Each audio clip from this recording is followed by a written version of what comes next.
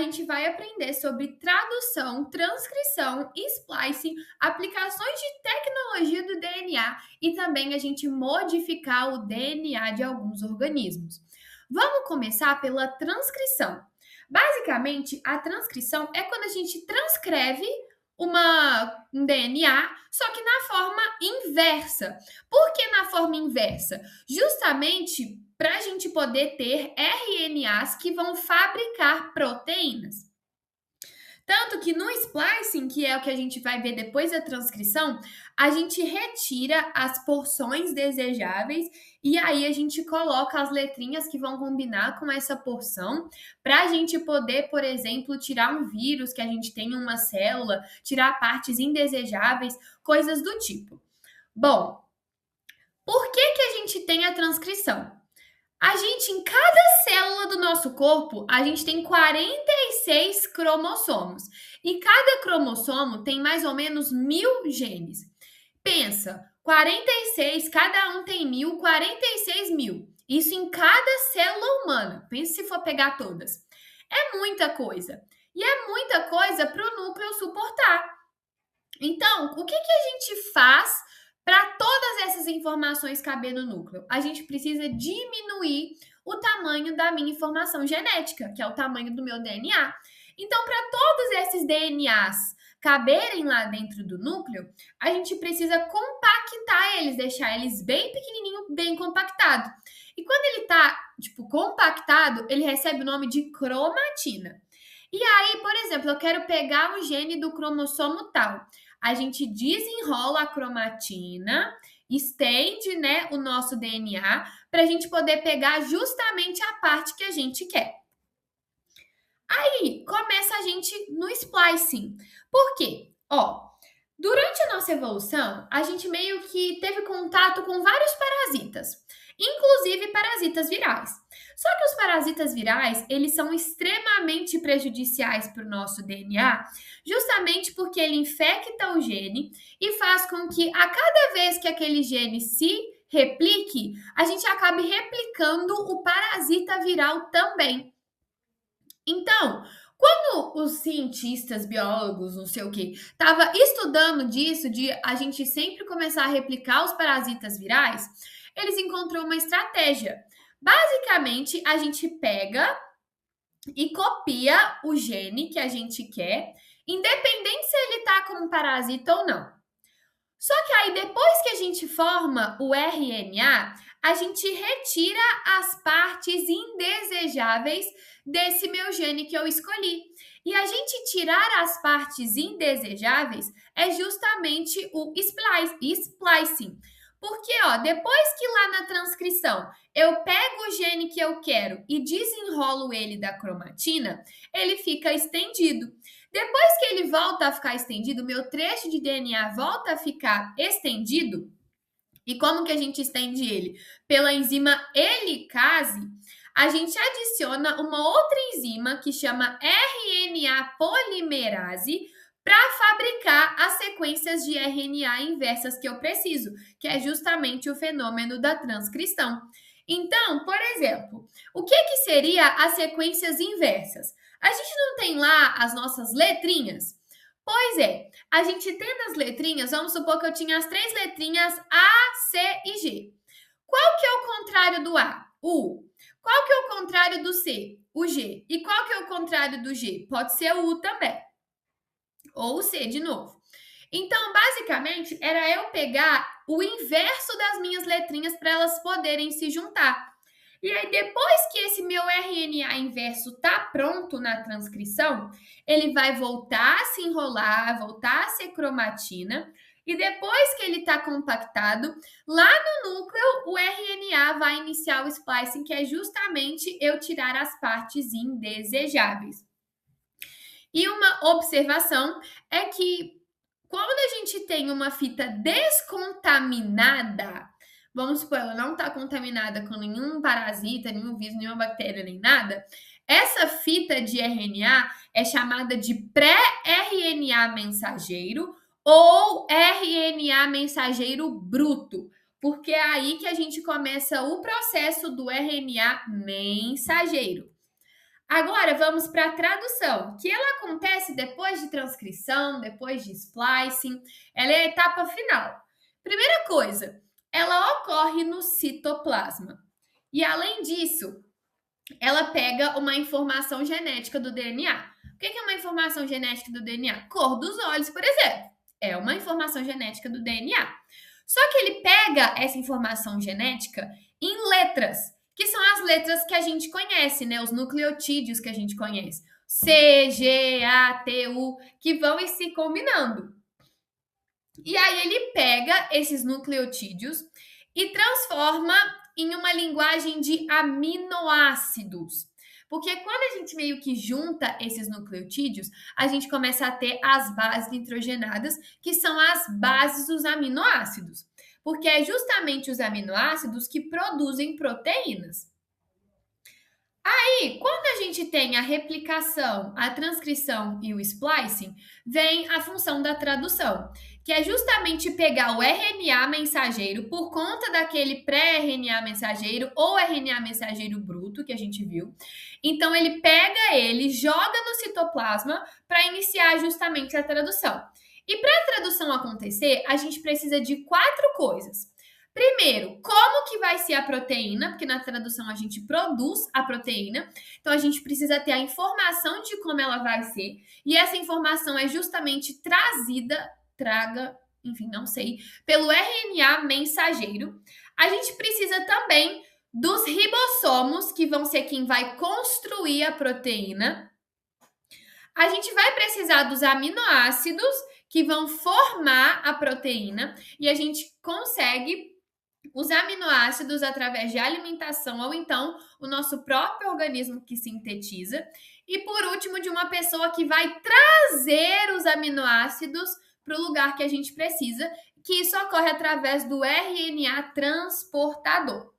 Aí a gente tem uma observação. A cada 3 letrinhas no RNA mensageiro, a gente tem um aminoácido. E cada trinca de RNA mensageiro, ou seja, a cada 3, a gente tem um códon. Então, tive 3 letrinhas, tem um códon. Tive outras 3 letrinhas, outro códon. E aí as letrinhas, né, que a gente usa para tradução, elas vêm justamente da transcrição. Porque a fita de RNA mensageiro vai estar solta no citoplasma e aí ela vai abrir vai abraçar os 2 primeiros códons, que seriam as 6 primeiras letrinhas. E depois que a gente pega essas 6 primeiras letrinhas, o RNA mensageiro, ele vai lá e vai pegar as outras 6 letrinhas que vão se encaixar nessas que chegaram. Então, por exemplo, se as minhas, digamos que as 3 primeiras, vou pensar só nas 3 primeiras, CGU. CGU. Quais que são as correspondentes a elas? A do C é o G, a do G é o C e do U é o T, se eu não me engano. T ou A. Aí eu vou pegar meio que essas que, digamos que complementam as que eu tinha antes, que é o inverso das que eu tinha antes. Então, é basicamente isso o processo de tradução. É eu pegar a informação de como a proteína vai ser e tal, de como a gente vai formar ela, para depois a gente produzir através desse processo de pegar os 2 primeiros códons e então colocar as letrinhas que precisam encaixar neles para produzir a proteína. Aí agora a gente vai entrar no tópico de tecnologias de DNA, porque a gente tem algumas tecnologias basicamente para identificar o meu DNA, pode ser esse o objetivo. A gente tem o DNA recombinante. Basicamente, eu isolo uma parte do meu DNA e vou inserir nessa parte do meu DNA o material genético de um outro organismo. Só que aí, para isso acontecer, eu pegar essa parte de um outro material genético para colocar no meu DNA, eu preciso da endonuclease de restrição, que são basicamente as enzimas que vão ir lá no meu material de interesse, recortar ele, para depois vir a enzima da DNA ligase, que vão pegar essas partes recortadas e juntar, e aí eu vou ter uma célula com dois materiais genéticos diferentes.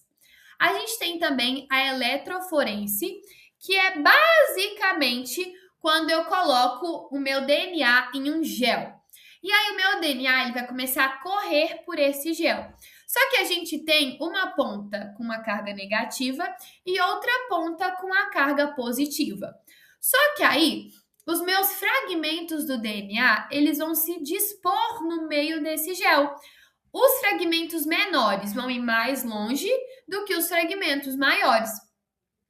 E aí, quando a gente usa meio que o princípio do corte das moléculas de DNA, a gente vai ter nesse gel partes de tamanhos diferentes, que vão ser usados de base para os testes de paternidade, investigação forense, esse tipo de coisa.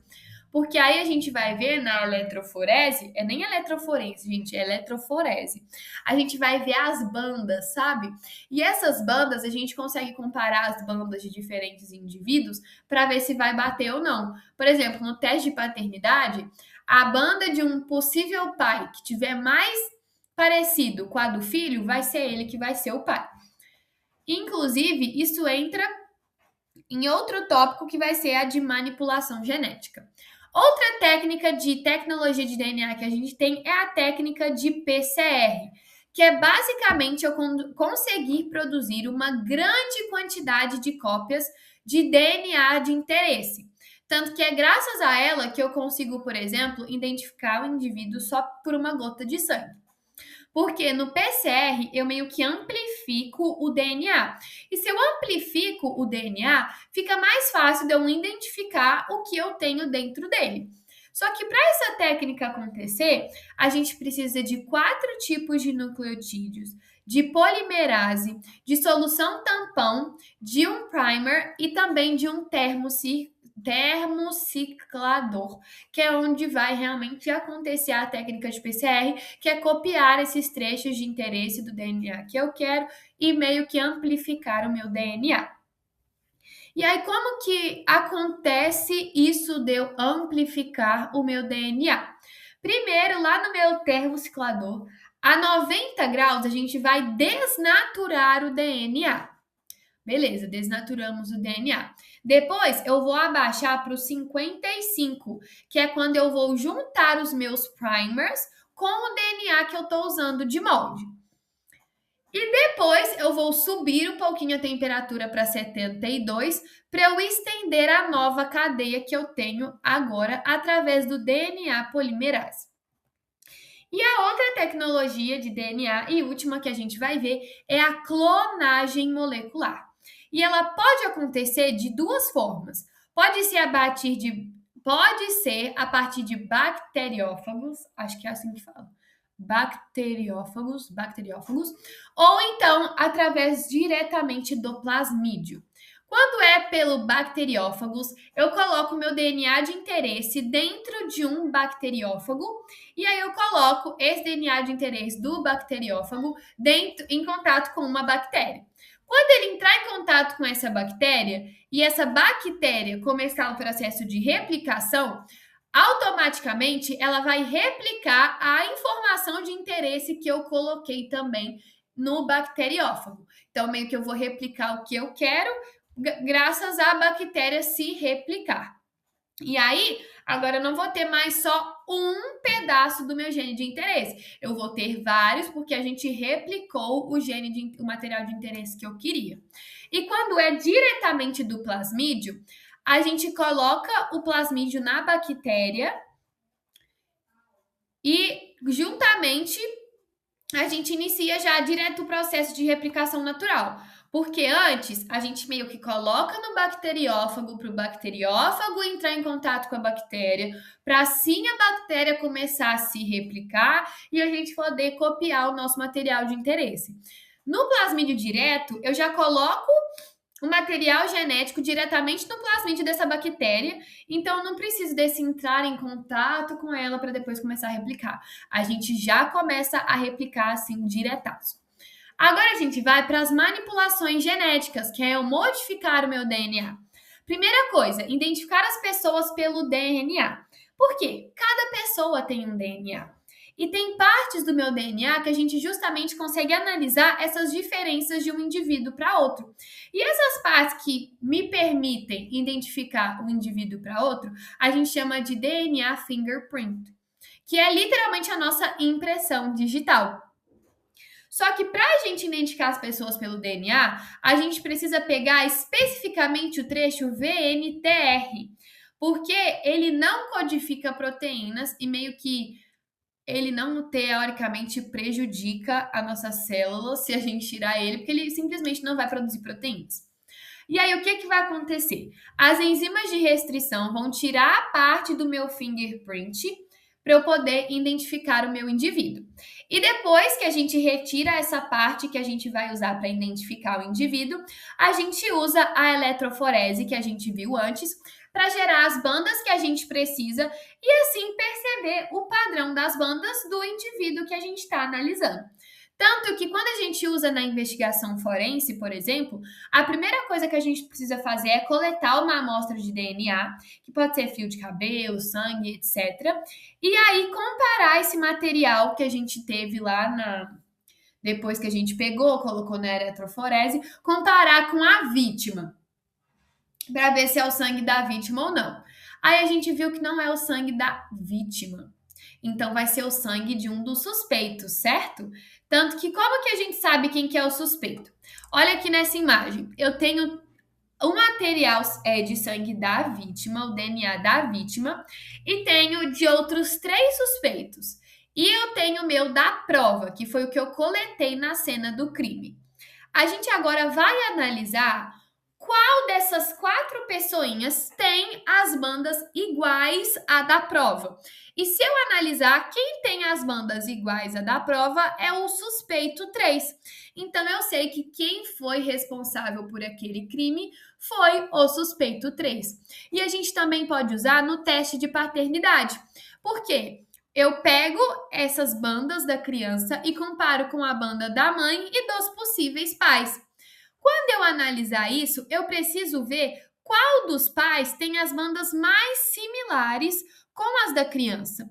E quando eu analiso dessa imagem, o pai, o homem, né, que tem a banda mais parecida com a da criança é justamente o homem 2. Aí a gente tem também os organismos geneticamente modificados, que o próprio nome já fala, que são os nossos transgênicos, justamente porque eles são modificados por transgenia. E eles recebem esse nome de por transgenia porque ou eu tiro ou eu coloco alguma coisa que eu quero no DNA deles. E assim, é mais comum em plantas, porque a gente vai ver mais para frente que em animal não é tão eficiente. E nas plantas, essa transgenia, ela pode acontecer por recombinação ou por biobalística. Quando é por recombinação, eu coloco no meu plasmídio, inclusive a gente já viu isso antes, que eu coloco no meu plasmídio o meu gene de interesse e coloco esse plasmídio na bactéria. E aí a bactéria vai começar a se replicar e automaticamente vai replicar a informação que eu quero. Então eu vou passar a ter a informação que eu quero no meu organismo lá de interesse. Basicamente isso, que é a recombinação, que aí eu gero a planta transgênica que tem o gene que eu quero. Então, por exemplo, eu quero que uma planta tenha mais resistência a calor. Então, eu vou pegar um gene de um outro organismo que é muito resistente ao calor e, pelo processo de recombinação, eu coloco esse gene de resistência ao calor em um plasmídio, coloco esse plasmídio na bactéria, aí a bactéria começa a se reproduzir lá dentro do corpo da minha planta, e aí a minha planta vai começar a ter os genes de resistência ao calor. Então agora eu vou começar a ter uma planta resistente ao calor. É basicamente isso. E pela biobalística, basicamente eu coloco fragmentos de ouro ou de tungstênio no meu material genético que eu quero.